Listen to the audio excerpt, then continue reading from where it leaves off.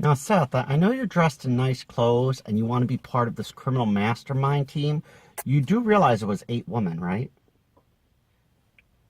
You do realize the movie was 8 women. I know you dressed the clothes and you want to be part of the team, but you do realize it was 8 women this time. It wasn't like Ocean's 11 with men and women. It was just women this time. Don't make an exception for me.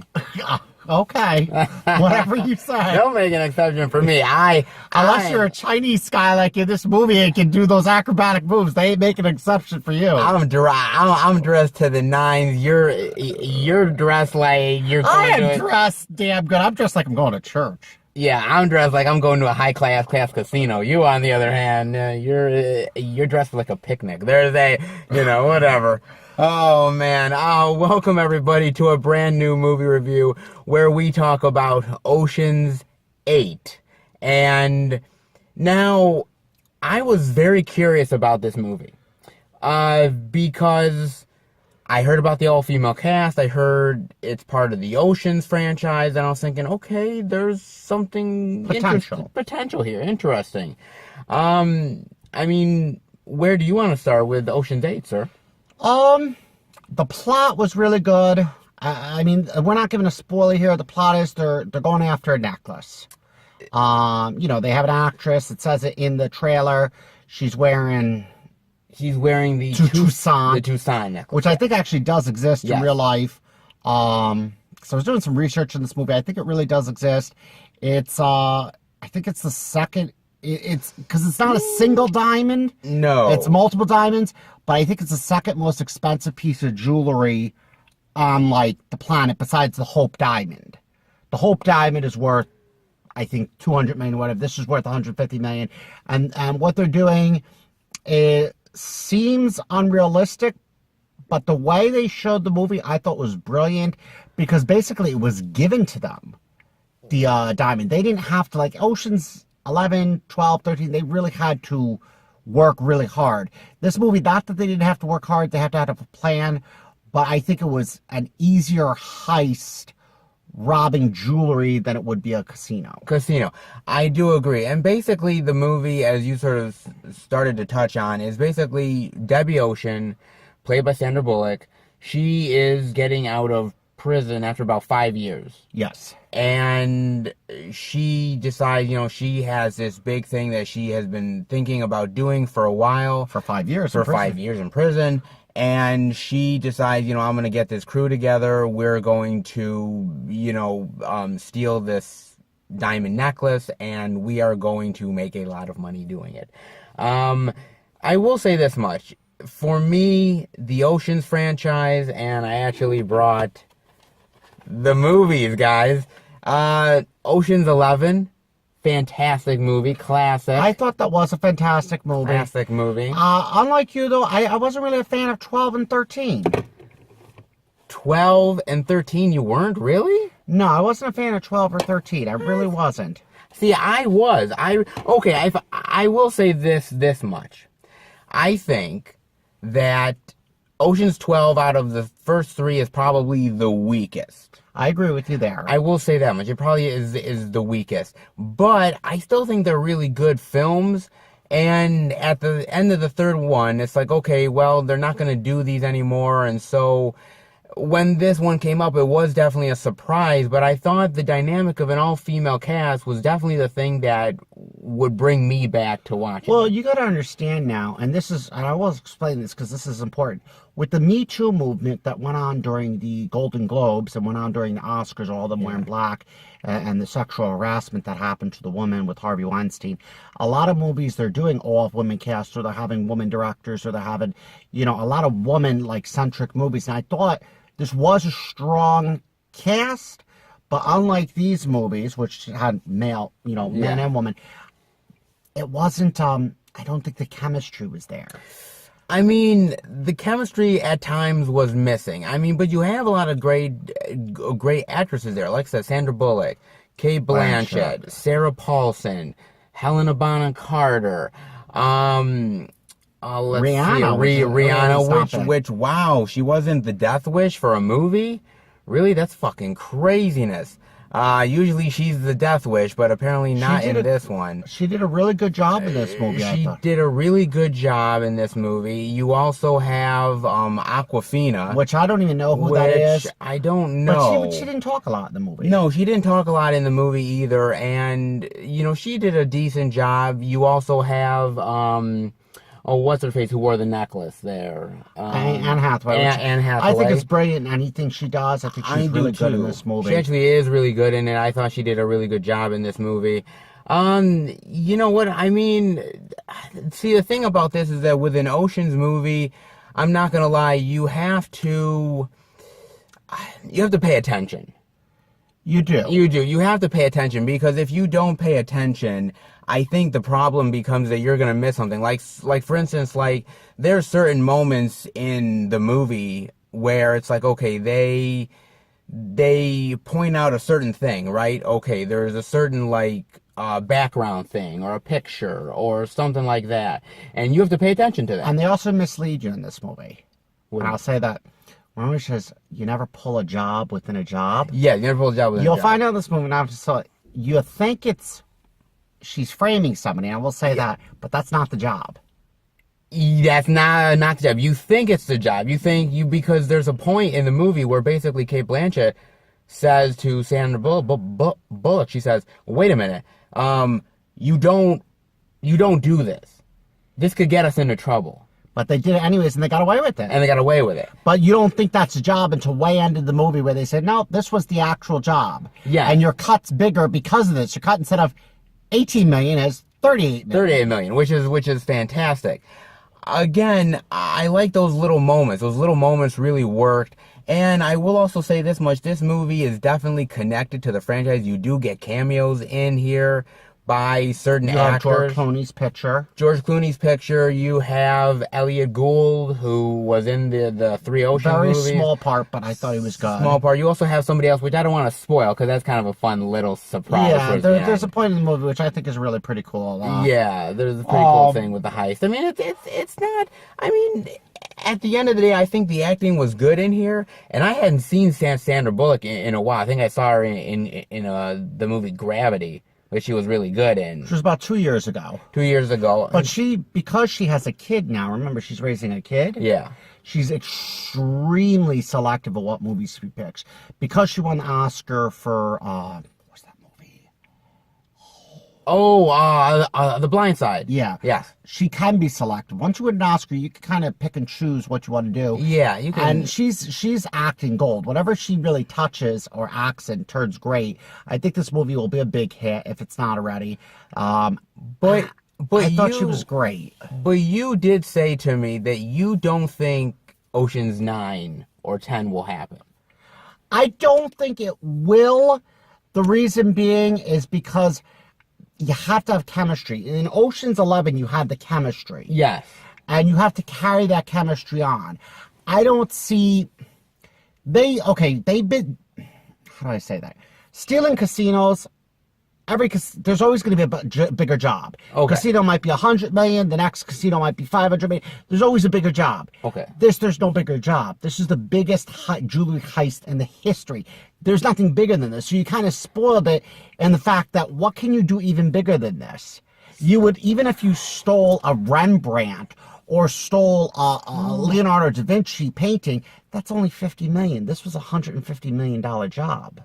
So you think to yourself, that there's no potential for other ones if this is successful? If it is successful, they really have to pick some amazing job. I think it'd have to be something like stealing the White House, to be honest.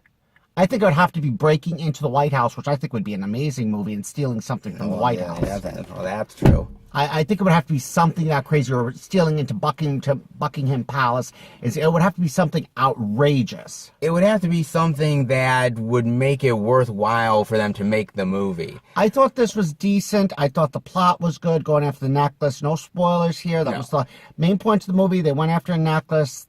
They tried to, rob it. That's the whole point of the movie. You see a lot of the dynamic with the actors. You see the backstory. One thing I didn't like was the chemistry. I think that was the one thing that was missing. And I will say this much. The thing with, even if you take out Oceans 12 and 13, you watch Oceans 11, right? And you see that number one, that the dynamics with the characters are amazing. That's one. Two, what I think is really interesting is that you really do get to know the characters a little bit within the movie. I think this movie, it goes pretty quick. It goes quick, and they don't really tell you much about the characters. No. The one you know the most about is Sandra Bullock, because she's the lead role. The lead. But everybody else, you don't really know their story. They tell you little tidbits here and there. And maybe if they do make a sequel, I would like to maybe go into Sarah Paulson's character or go into Cate Blanchett's character and basically get a discovery of what they did in the past to make them criminal masterminds. Like, really, you don't get much details about their past. No, you don't. And another thing I would be very interested in, because no real spoilers here, but I mean, there is a flashback of showing her doing the job and or doing these small little jobs with Cate Blanchett, and she does something bigger with this guy who is selling art paintings. And I would like to see more of that. I would like to see the past. I would like to see what they do. One thing I have to say, the chemistry between Cate Blanchett and Sandra was amazing. Okay, yes. I don't know if they act in other movies. I think they did, but I'm not. Don't quote me on it. But their chemistry was great. It's the other 6 where I just thought the chemistry was kind of a little too weak. I will say this. I think the one who got a lot of screen time as well was Helena Bonham Carter. I think she got a lot as well. Well, she always does in every movie. Well, she does. She's a fan favorite. Fans love her. Yeah, fans do love her. She was great. But again, certain people like Mindy Kaling got, a little bit shortchanged. I think Awkwafina, which, hey, the water's great, but I mean, she's, whatever. She got shortchanged. I mean, she got shortchanged. Rihanna didn't get shortchanged. She got a lot of screen time. Rihanna did get a lot of screen time. But that's because she's Rihanna. She wouldn't pick a movie if she didn't get screen time. Exactly. So for me, it's like some characters got more, some characters got less. But when you're dealing with an ensemble, that's what happens, unfortunately. Absolutely. It's just some people are going to get more, some people are going to get less. It's happened in the other Oceans films, so it's not like it's something new.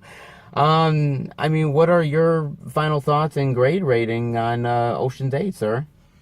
Well, I wanted to say the scenery is really good. No, the scenery actually is. I thought the gala with the dresses, and they really, the costume designer was amazing to design all these costumes and these beautiful dresses, and they really showed what a gala is like. These beautiful jewelry and dresses, Yes. and all your fashion design actors. I thought they did a great job, and the layout of how the museum was, they made it really look authenticated.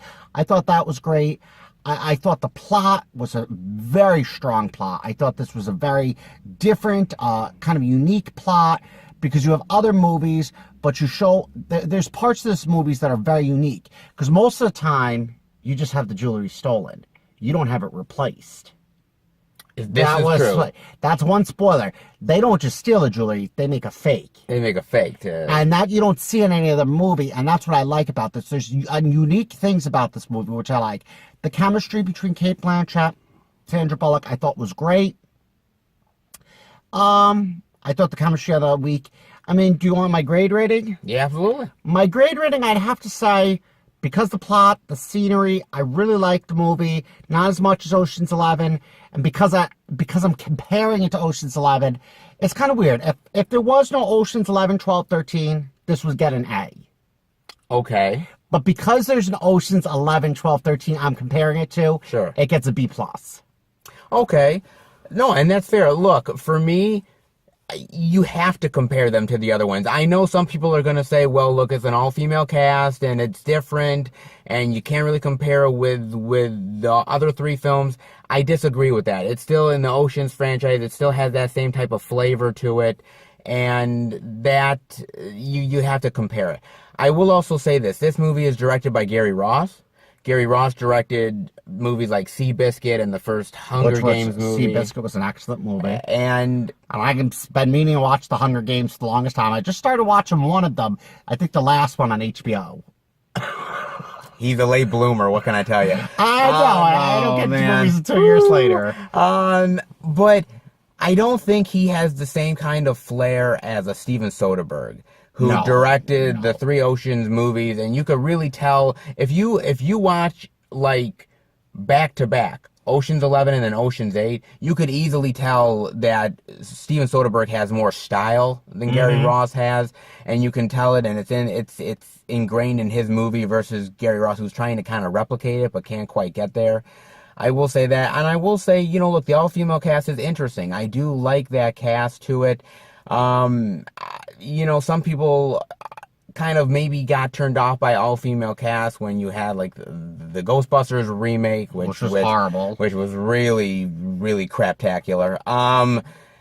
But if you're hesitating on this because you're not sure, give it a chance. I think you will like it. I think, you know, it's definitely worth seeing. It's definitely worth seeing in the movie. As you said, chemistry is good, and again, I said the chemistry between two characters is good, not the whole cast. Between Sandra Bullock and Kate Blanchett, it's actually the whole cast is kind of a little weak. Is a little weak, but I think there's moments where they connect, and there's moments where it fails. I think maybe they could get stronger in other Ocean's movies if they do them. And again, Sandra Bullock is a great lead. She's definitely an equal to what George Clooney was in those other Ocean's movies. My grade rating is going to be a low B+. But if there was not other Ocean's movies, what would you give it? If you had to just rate it on itself, not compared to the other Ocean's movies. If we lived in a world where there was no Ocean's 11, 12, 13, I'm saying if you had to just rate it by itself. I don't want to live in that world. Anyhow, there's none of these movies. What would you rate it? Oh, well, if I had to rate it, I would probably rate it almost an A-, so it's a little bit higher. That's what I'm saying. So it's one grade. That's what I'm saying. If you don't compare it to these movies, it's a grade higher. If you compare it to these movies, it's a grade lower. That's the point I was trying to make. I'm not going to get rid of these movies. I love them. Yeah, they don't have them on Netflix at all. That's why I have the DVDs. Yeah, they never have those on. No, they did have Ocean's 12 on Netflix for a while. Oh, well, that's the one you don't really like. I like Ocean's 11 and 13, but the weakest, they always do that with Netflix, but the weakest ones are there. Oh, jeez. All right. Well, I hope you guys enjoyed the review. If you did, definitely give it a thumbs up.